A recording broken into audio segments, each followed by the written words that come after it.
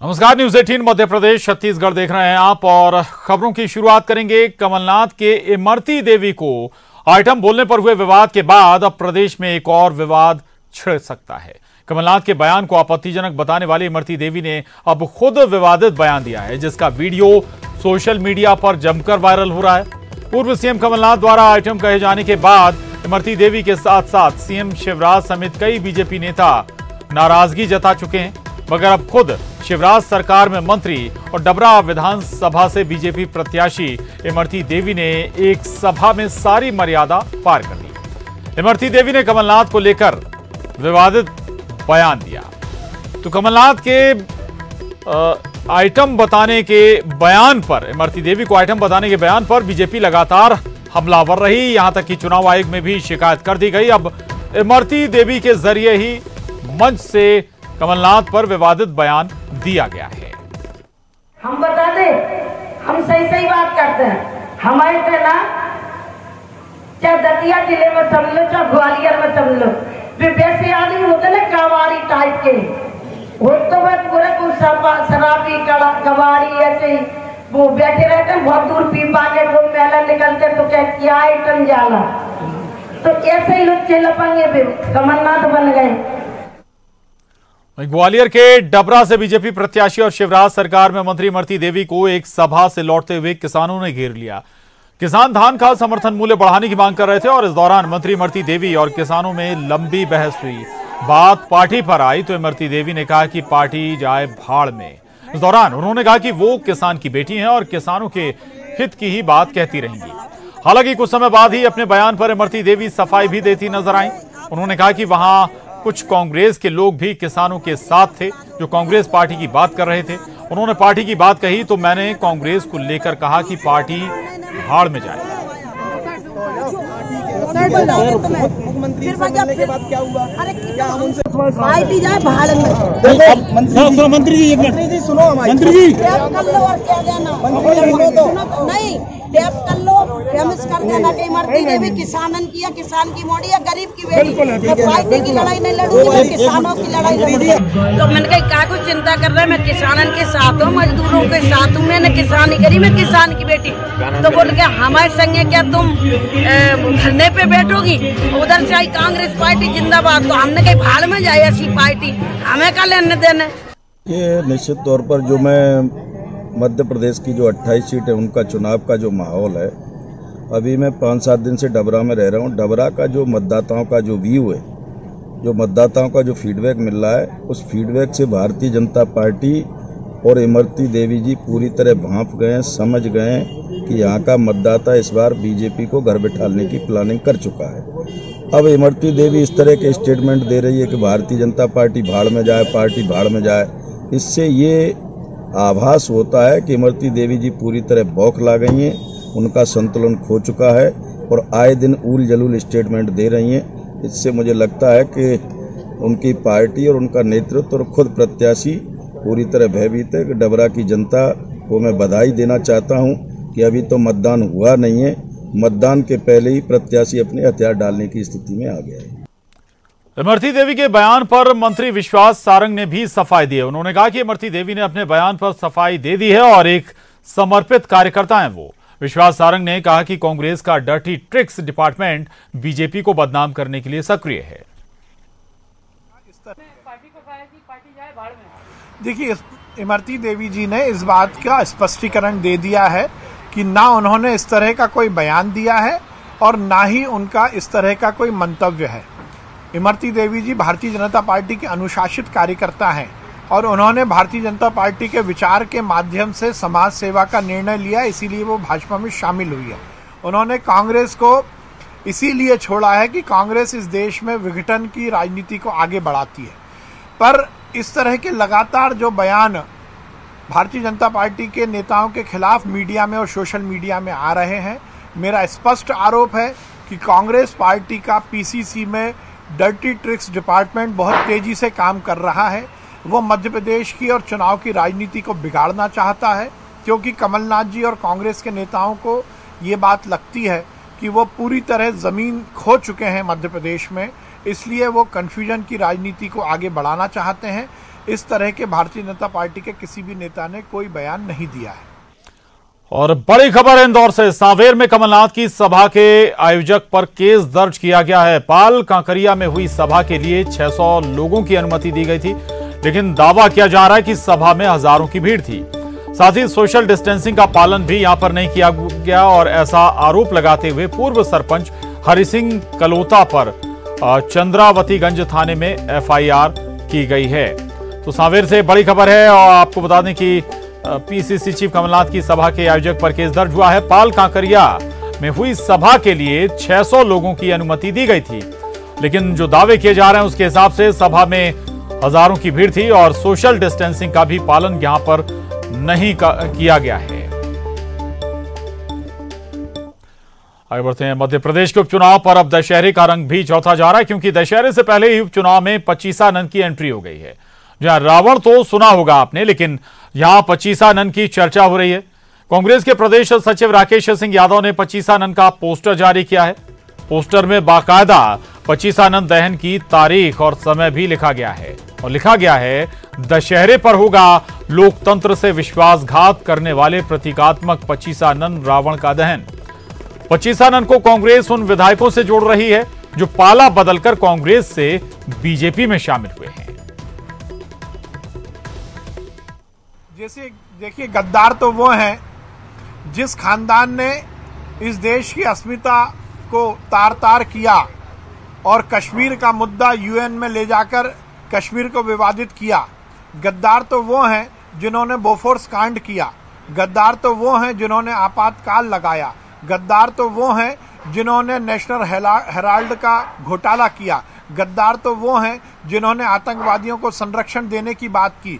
गद्दार तो वो हैं जिन्होंने राम मंदिर का विरोध किया। गद्दार तो वो हैं जिन्होंने राम सेतु तोड़ने की बात की। और इन सब के पीछे जितने मैंने प्रश्न खड़े किए हैं, उसके पीछे यदि कोई एक परिवार आता है तो वो नेहरू परिवार आता है। इसलिए ये स्पष्ट हो जाता है कि इस देश में किसने गद्दारी की और किसने वफादारी की।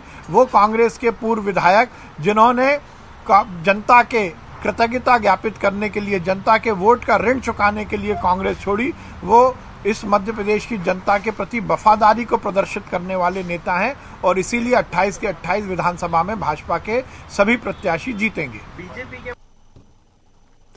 वहीं एमपी कांग्रेस ने अपने सोशल मीडिया प्लेटफॉर्म पर कमलनाथ को भावी मुख्यमंत्री बताया है। कांग्रेस का दावा है कि 10 नवंबर को नतीजे आने के बाद कमलनाथ ही सूबे के सीएम होंगे।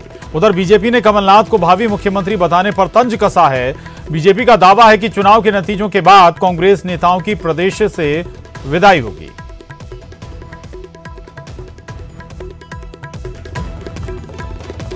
यदि कांग्रेस कमलनाथ जी को भावी मुख्यमंत्री बता रही है तो इसमें गलत क्या है? भाजपा को भी अब तो सच्चाई को स्वीकार कर लेना चाहिए, लेकिन उनके पेट में दर्द हो रहा है। अरे शिवराज जी तो अब खुद स्पष्ट कर चुके हैं कि मैं टेम्पररी मुख्यमंत्री हूं, चुनाव नहीं जिताओगे तो मैं मुख्यमंत्री पद पे नहीं रह पाऊंगा, झोला लेकर चले जाऊंगा।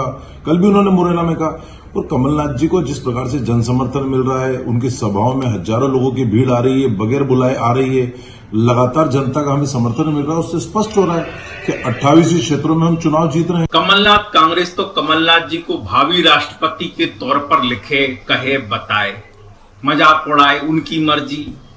लेकिन सच्चाई ये है, छोटा मुंह बड़ी बात होगी, कि अब भविष्य में मध्य प्रदेश से वो विधायक और सांसद तक भी आगे नहीं बनने वाले, जनता उनको नहीं चुनने वाली। यही सच्चाई है। बाकी कमलनाथ कांग्रेस को जो मजाक उड़ाना है। और मध्य प्रदेश में हो रहे उपचुनाव में राजनीतिक पार्टियों के नेता और उनके कार्यकर्ता कोरोना की गाइडलाइन को भूलकर रैलियों और सभाओं में जमकर नियमों की धज्जियां उड़ा रहे हैं। यही कारण है कि 28 विधानसभा में अब तक 124 केस दर्ज हो चुके हैं और इन केस में 2000 से ज्यादा आरोपी बनाए गए हैं।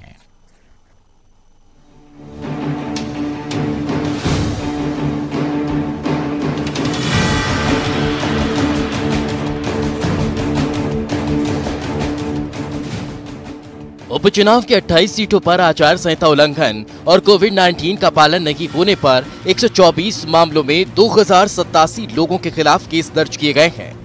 सबसे ज्यादा 22 केस महगांव में दर्ज हुए। साथ ही सबसे ज्यादा 1300 लोगों के खिलाफ ग्वालियर पूर्व विधानसभा क्षेत्र में कार्रवाई की गई। भांडेर में ज्यादा भीड़ जुटाने पर कमलनाथ और प्रत्याशी फूल सिंह बरैया पर केस दर्ज हुआ। भाजपा प्रत्याशी रक्षा सिरोनिया पर भी केस दर्ज किया गया। ग्वालियर में प्रद्युम्न सिंह तोमर, मुन्ना लाल गोयल, कांग्रेस प्रत्याशी सुनील शर्मा सतीश सिकरवार के खिलाफ भी केस दर्ज। नेपानगर में अर्चना चिटनिस पर केस हुआ। सांवेर में प्रेमचंद गुड्डू, जीतू पटवारी, विधायक रमेश मेंदोला पर केस दर्ज किया गया। अनूपपुर से बीजेपी प्रत्याशी विशाखुलाल सिंह पर भी केस दर्ज हुआ है। प्रदेश कांग्रेस प्रवक्ता दुर्गेश शर्मा ने कहा कि यदि सरकार नहीं गिराई जाती तो आज हम गद्दारों से नहीं बल्कि कोरोना से लड़ रहे होते, लेकिन बीजेपी ने खरीद फरोख्त कर सरकार बना ली। बीजेपी प्रवक्ता राकेश शर्मा ने कहा कि नियम सबसे पहले कांग्रेस नेताओं ने तोड़े। बीजेपी ने सबसे पहले वर्चुअल रैली की थी, जबकि कांग्रेस ने नियमों की धज्जियां उड़ाई थी। सबसे पहला तो दुर्भाग्य इसी बात का है जब पूरा विश्व कोरोना से लड़ रहा है और हम भाजपा के और शिवराज सिंह चौहान के षड्यंत्र के कारण चुनाव लड़ रहे हैं। यदि मध्य प्रदेश में लोकतंत्र को खंडित नहीं किया होता तो शायद आज हम कोरोना के खिलाफ लड़ रहे होते। आज हम लोकतंत्र के हत्यारों के खिलाफ चुनाव लड़ रहे हैं। चुनाव प्रचार प्रारंभ भी नहीं हुआ था, उस समय हम वर्चुअल रैली कर रहे थे। उसी समय आपने देखा कि कमलनाथ ने सांवेर में जाके सभा की और उस सभा के मंच पे जिला अध्यक्ष सहित 7 लोग कोरोना कोविड-19 के पीड़ित थे। तो जो कांग्रेस पार्टी इस हिंदुस्तान में किसी नियम कायदे कानून को नहीं मानती, आज वो ज्ञान देने की बात कर रही है। हम अक्षरांश पालन कर रहे हैं, वो नियम कायदे को तोड़ रहे हैं। अब जनता निर्णय कर रही है। जिन जिम्मेदार जनप्रतिनिधियों पर नियमों का पालन करने की जिम्मेदारी रहती है, आज वही नेता यदि नियमों की धज्जियां उड़ा देंगे तो उसका जनता पर क्या असर पड़ेगा। इसलिए इन जनप्रतिनिधियों को नियम कानून कायदों का ध्यान रखना चाहिए। मध्य प्रदेश में 28 विधानसभा सीटों पर हो रहे उपचुनाव में सबसे ज्यादा कोरोना के नियमों और आचार संहिता की धज्जियां उड़ाई जा रही है। इन नियमों को तोड़ने में बीजेपी हो या फिर कांग्रेस, उनके नेता हो या फिर कार्यकर्ता, सभी आगे हैं। ऐसे में इन जनप्रतिनिधियों से जनता क्या सबक लेगी। कैमरामैन संजय नामदेव के साथ मनोज राठौर, न्यूज 18 भोपाल। उपचुनाव में प्रचार के अलग अलग रंग भी देखने को मिल रहे हैं। नेताओं को वोट के लिए क्या क्या नहीं करना पड़ रहा। इंदौर के सांवेर में तुलसी सिलावट साइकिल चलाकर मतदाताओं से वोट देने की अपील कर रहे हैं। साथ ही साइकिल चलाते नेताजी के साथ कार्यकर्ताओं को दौड़ लगानी भी पड़ रही है।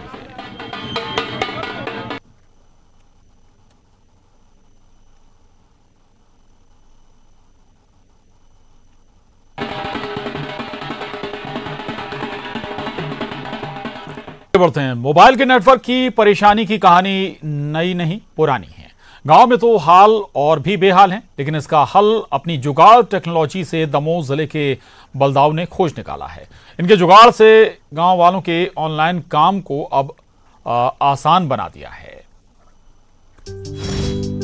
दमोह के बलदाऊ का जुगाड़ टावर मोबाइल नेटवर्क को बनाया बेहतर, ऑनलाइन काम को बनाया आसान।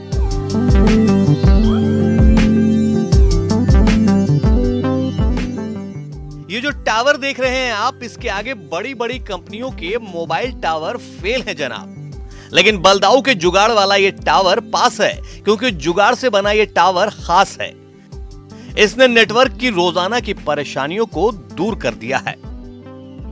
40 फीट ऊंचे इस टावर की ऊंचाई पर जब मोबाइल इस तरह पहुंचता है तो नीचे कंप्यूटर पर इंटरनेट फर्राटेदार तरीके से चलने लगता है। बलदाऊ के इस जुगाड़ टावर का सच ये है कि नेटवर्किंग की समस्या से जूझ रहे बलदाऊ ने पहले टावर लगाया, फिर उसमें एक छोटी सी शेड डाली और रस्सी के सहारे इस टोकरी में रखकर मोबाइल को ऊपर पहुंचा दिया। इस तरह नेट की समस्या से निजात हासिल कर लिया। तो हमने पहले नेटवर्क को सर्च किया पूरे में, कहाँ नेटवर्क आता। फिर वहाँ हमने एक ऊंचा खंभा गाड़ा 40 फुट ऊंचा। उसके बाद हमने उस खंभे में एक ऊपर चादर का बॉक्स लगाया, उसमें एक ग्रिल लगाई, एक प्लास्टिक का डिब्बा लगाया। फिर उसमें हमने फ़ोन को रखा, उस ग्रिल को ऊपर नीचे करने का सिस्टम भी लगाया उसमें, और उसमें फ़ोन रखा हमने, जिसमें हम हॉटस्पॉट चालू करके रखते हैं और नीचे अपने कंप्यूटर सिस्टम में कनेक्ट करते हैं उसे, जिससे हम दिन रात नेट चलाते हैं उससे। 4G नेटवर्क वहाँ से हमें प्राप्त होते हैं। चौरैया गांव में मोबाइल नेटवर्क नहीं होने से गांव के सभी लोग बहुत ही परेशान थे। ऑनलाइन किसी भी काम के लिए 20 किलोमीटर दूर मड़ियादो जाना पड़ता था, लेकिन बलदाऊ यादव के जुगाड़ के इस टावर ने गांव वालों का काम भी अब आसान कर दिया है। गांव वालों को वृद्धा पेंशन, बैंक से लेन देन के लिए अब कहीं और भटकना नहीं पड़ता है। इसके पहले पेड़ों पर चढ़ना पड़ता था, घाट के ऊपर जाना पड़ता था। करीबन हमारे यहाँ बहुत से काम पेंडिंग रह जाती थी और हमारी ये पेंडेंसी तत्काल निपट जाती है, क्योंकि यहीं उसने सुविधा बनाई है। और हमारे गांव की जनसंख्या भी पर्याप्त है, 2000 करीबन 3 गांव हैं पंचायत में, तो करीबन 3 गांव के 2000 आबादी का पंचायत है और इससे हमको बहुत निजात मिली है, बहुत सुविधा हुई है। बलदाऊ जैसे लोग मुश्किलों का रोना नहीं रोते, बल्कि उसका हल निकालते हैं और अपने साथ साथ दूसरों के लिए रास्ता बनाते हैं। जुगाड़ के इस टावर की अब आसपास के गांवों में भी चर्चा हो रही है। धर्मेश पांडे, न्यूज़ 18, दमोह। और अब खबर जबलपुर से है, जहां शहर में सांस लेना भी खतरे से खाली नहीं है। ठंड आने के साथ ही वायु प्रदूषण यहां पर बढ़ गया है। यह पीएम लेवल लगातार बढ़ता ही जा रहा है और यहां लोगों को मास्क न केवल कोरोना से बचा रहा है, बल्कि दूषित हवा से भी बचने में ये मास्क मदद कर रहा है।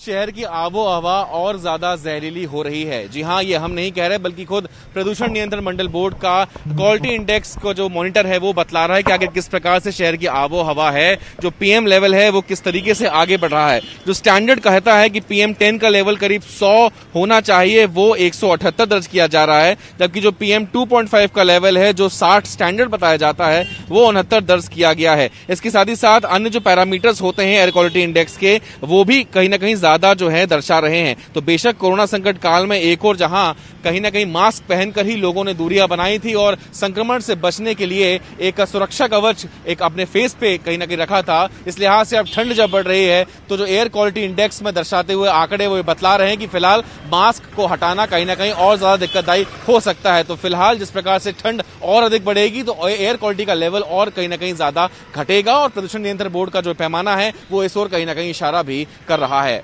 कैमरा पर्सन वीरेंद्र मिश्रा के साथ प्रतीक अवस्थी, न्यूज़ 18। और बाद नवरात्रों की त्रिकूट पर्वत पर विराजमान मैहर देवी की आज नवरात्रि के पावन पर्व अष्टमी के दिन दिव्य दर्शन एवं भव्य श्रृंगार आरती हुई। मां शारदा देवी का श्रृंगार मां महागौरी माता के रूप में हुआ। आरती के बाद श्रद्धालुओं के लिए मां शारदा देवी मंदिर के कपाट खोले गए। कोरोना काल को देखते हुए सावधानी और सुरक्षा के पुख्ता बंदोबस्त किए गए।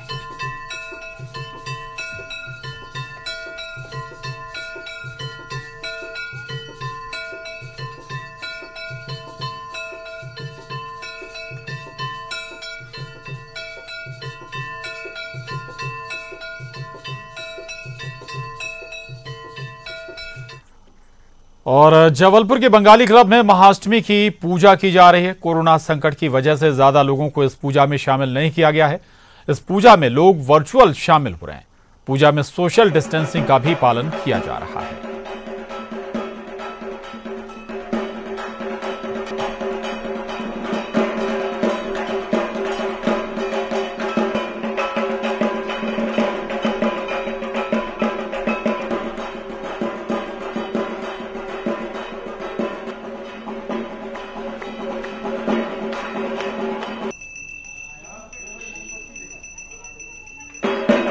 संस्कार धानी जबलपुर में शारदीय नवरात्र का पर्व धूमधाम के साथ मनाया जाता है और विशेष रूप से बंग भाषियों में इसे लेकर विशेष उत्साह रहता है। सिटी बंगाली क्लब में इस बार भी मां की जो प्रतिमा है वो विधिवत रूप से विराजी गई है, लेकिन कोरोना संकट के चलते इस बार कुछ तब्दीलियां हैं। आज महाअष्टमी का पूजन हुआ, जो 3 दिन होते हैं, महाअष्टमी, नवमी और विसर्जन वाले दिन जो सिंदूर खेला होता है, ये 3 दिन बेहद खास माने जाते हैं। लेकिन इन तमाम विधियों को भी ऑनलाइन संपन्न किया जा रहा है। ढोल की थाप के साथ तमाम जितनी परंपराएं हैं उनका तो निर्वहन हो रहा है, लेकिन भक्तों की संख्या दरअसल कम है, वजह है कोरोना। लेकिन फिर भी विधिवत रूप से पूरा पूजन जो है वो यहाँ पर संपन्न किया जा रहा है और यही उम्मीद भी भक्तों से की गई है कि इस दफा चूंकि कोरोना संकट है तो सुरक्षित रहने के लिए सबसे ज्यादा जरूरी दूरियां हैं, लेकिन दूरियां सिर्फ शारीरिक रूप से है, जबकि सभी ऑनलाइन इस पूजन विधि से जुड़े हुए हैं। कैमरा पर्सन वीरेंद्र मिश्रा के साथ प्रतीक अवस्थी, न्यूज़ 18, जबलपुर। और नवरात्रि में देवी के 9 रूपों के पूजा विधान के तहत रविवार को देश भर में महाअष्टमी की विशेष पूजा अर्चना की गई। मध्य प्रदेश के उज्जैन में भी इस मौके पर देवी के विभिन्न मंदिरों में विशेष पूजा की गई।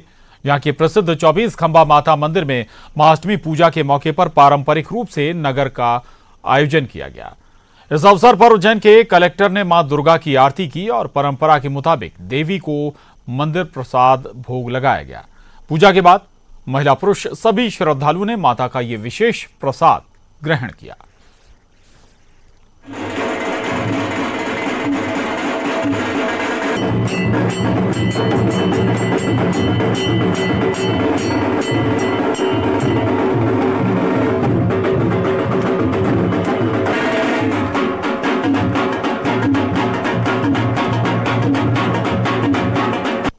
किया है आपने, किस तरह की परंपरा का निर्वहन किया जाता है?